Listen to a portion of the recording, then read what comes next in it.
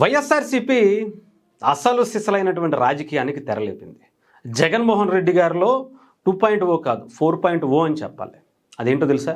శవ రాజకీయం. ఇప్పటిదాకా చాలా శవ రాజకీయాలు చూసుండి ఉంటారు వైఎస్ఆర్సీపీలో, జగన్మోహన్ రెడ్డి గారిలో. బట్ గణేష్ గోల్డ్ తాకట్టులో ఉన్న బంగారాన్ని విడిపించి కొనబడును. సంప్రదించండి 9966611144. దానికి మించిన శవ రాజకీయాల ఆట, ఆ వికృత క్రీడ ఇప్పుడు దేశ చరిత్రలో కాదు, ప్రపంచ చరిత్రలో ఏ రాజకీయ పార్టీ, ఏ రాజకీయ నాయకుడు ఆడనటువంటి ఒక ఆటని ఆంధ్రప్రదేశ్లో ఆడటానికి ఆయన ప్లాన్ చేశాడు. అందులో ఎటువంటి సందేహం లేదు. చాలానే ఉంటాయి దీంట్లో, ఎన్ని రకాల ఆటలు ఉంటాయి, అన్ని రకాల ఆటలు ఆడేస్తాడు. ముఖ్యంగా ముద్రగడ శవాన్ని అడ్డం పెట్టుకుని ఆయన ఆడబోయే ఆట మామూలుగా ఉండదు. మొదలెట్టేశాడు ఆల్రెడీ, ఒక రేంజ్లో మొదలెట్టాడు. ముద్రగడ పద్మనాభం గారి శవాన్ని పెట్టుకుని, ఇప్పుడు ఆ కుటుంబాన్ని పెట్టుకుని జగన్మోహన్ రెడ్డి గారు ఆడబోయే ఆట అంతా ఇంతా కాదు.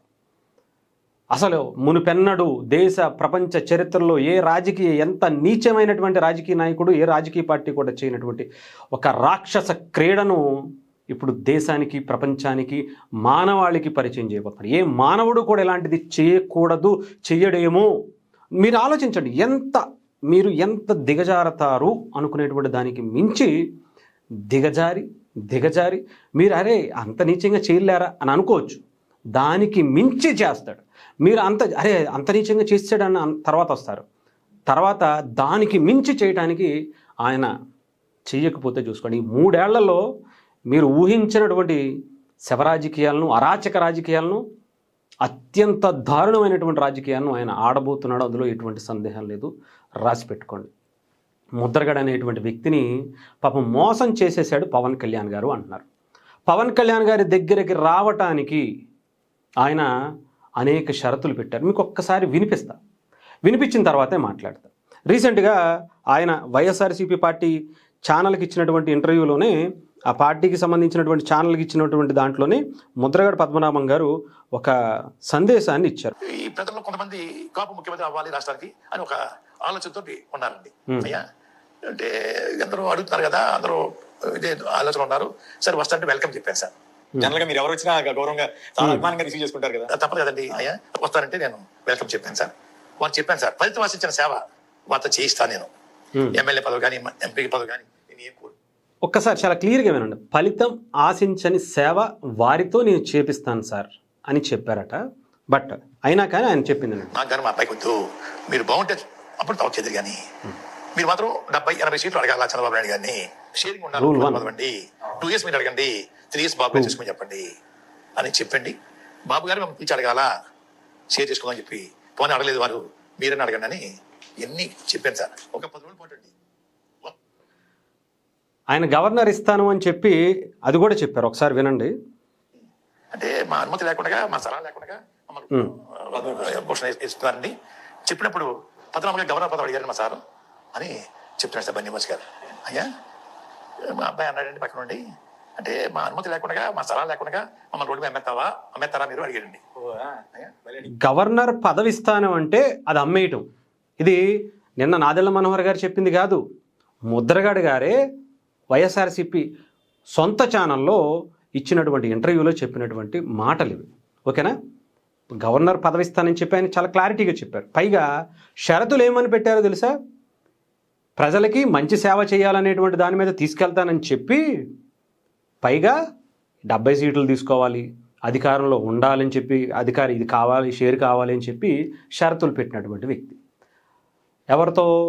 పవన్ కళ్యాణ్ గారు ఆయన ఇంటికి వస్తాను అన్నారని చెప్పి కొంతమంది నాయకులు వెళ్ళి మాట్లాడినప్పుడు, నేను కాదు ఆయనే రావాలి అని చెప్పి ఆయనే కోరినటువంటి పరిస్థితి ఉందని గతంలో జనసేన పార్టీకి సంబంధించినటువంటి జనసేన ఎమ్మెల్యే బొలిశెట్టి శ్రీనివాస్ గారు కూడా చాలా క్లియర్గా చెప్పారు. అవును, ఆయన రండి, ఆయనే వచ్చి నన్ను ఆహ్వానించమని చెప్పండి అని కూడా చెప్పారు. రమ్మని చెప్పారు, నా ఇంటికి వచ్చి టిఫిన్ చేయాలి, భోజనం చేయాలి, అప్పుడు నేను ఆ పార్టీలోకి వస్తాను అని చెప్పానని చెప్పి ఆయన కూడా గతంలో కూడా మాట్లాడినటువంటి మాటలు ఉన్నాయి. అంటే ఈయన మరి జగన్మోహన్ రెడ్డి గారు ఏమి ఇచ్చేశారు ఆయనకి చెప్పండి? జగన్మోహన్ రెడ్డి గారు కనీసం ఎమ్మెల్యే పదవి ఇచ్చారా? ఎంపీ పదవి ఇచ్చారా?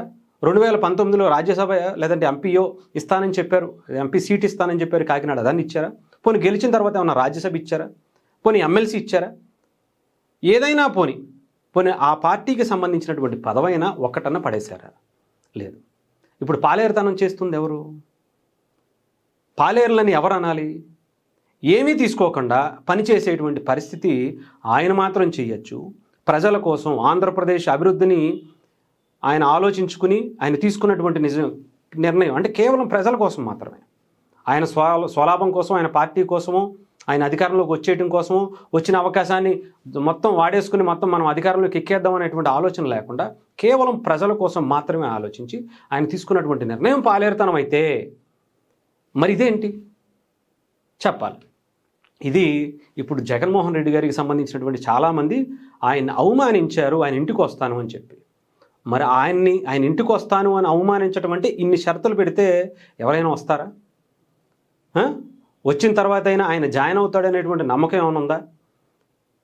ప్రజలకి సేవ చేయటం అంటే షరతులతో కూడినటువంటి సేవ చేయటానికి ఆయన రాజకీయం దగ్గరికి వచ్చి ఆయన దగ్గరికి వెళ్ళి నేర్చుకోవాలా చెప్పండి? పవన్ కళ్యాణ్ గారిని ఆ తర్వాత ఆయన మాటలు మాటలు ఎన్నన్నారో మనం ప్రత్యేకించి మాట్లాడుకోవాల్సిన అవసరం లేదుగా. అంత గొప్ప చరిత్ర ఉన్నటువంటి నాయకుడు ఇలా పవన్ కళ్యాణ్ గారి ఇంట్లో ఆడవాళ్ళని తిట్టేటువంటి పరిస్థితికి దిగజార్చింది ఎవరు? ఆయన అవమానంగా ఎంత గొప్పగా నిజాయితీగా పనిచేశాడు, ఆయన చాలా అద్భుతమైన నాయకుడు అనేటువంటి పేరుంటే దాన్ని ఎందుకని ఆయన పాడు చేసినటువంటి పరిస్థితికి దిగజార్చారు? ఆలోచించుకోవాలి. సొంత కూతుర్ని కూడా బయటికి గెంటించేటువంటి పరిస్థితి ఎవరు క్రియేట్ చేశారనేది ఇప్పటికే ప్రజలకు తెలుస్తున్నటువంటి పరిస్థితి అయితే ఉంది. చెప్తున్నాగా, ఇప్పుడు వాళ్ళ కొడుకుల్ని మిగతా వాళ్ళందరినీ పెట్టి జగన్మోహన్ రెడ్డి గారు ఆడబోయేటువంటి ఒక వికృత రాజకీయ క్రీడ అంతా ఇంత కాదు, గుర్తుపెట్టుకోండి.